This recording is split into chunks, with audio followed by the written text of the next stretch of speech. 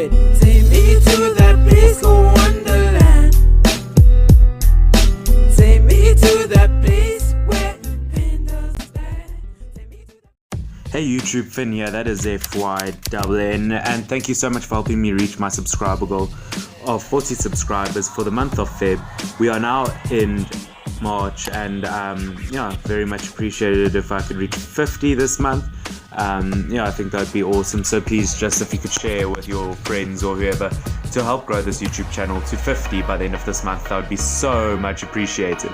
Okay, so basically these aren't going to necessarily I was going to do a squad of 11 where I have goalkeepers and everything, but I struggled to find some positions, so these are just going to be the general best players that were also really good managers as well. Okay, so it's not going to be people who are good players and they're not good managers, or vice versa, you know. Okay, and there were way too many midfielders that I would have left out if I just did an 11 squad, so let's get into that. Okay, so let's start off with Eddie Howe, a man who's been at Bournemouth for a very long time as a player for almost a decade, and now for a very long time as their manager. I think he's one man which they just praise at Bournemouth. I think he's done a lot for them. There was a time where I think he did play for Portsmouth instead, and he did go manage a different club.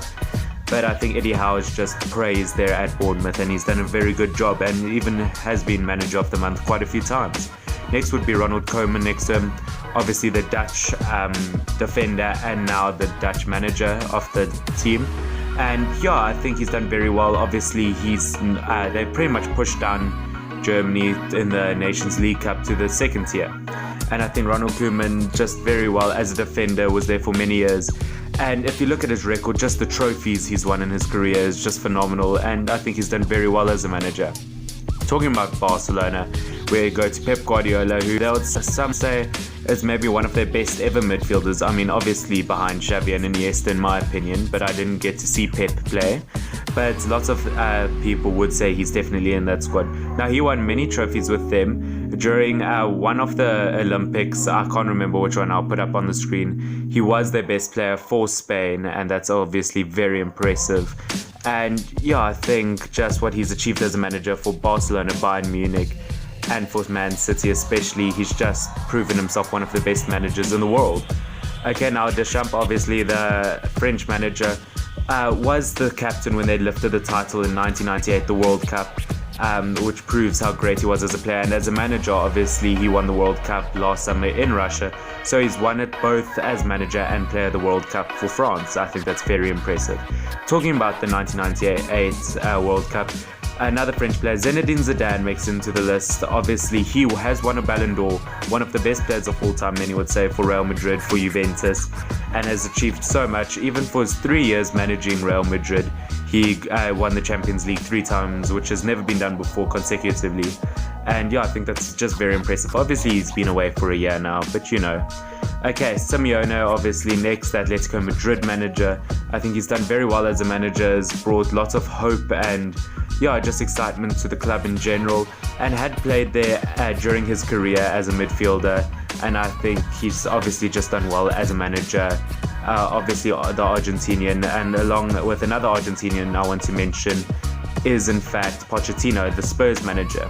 Okay, now lots of people may not know this, but he played quite a few games for PSG, which I was surprised to see, and he did play a bit of his club career with Maradona, so I think that's very impressive, and he's obviously achieved a lot as a manager and as a player.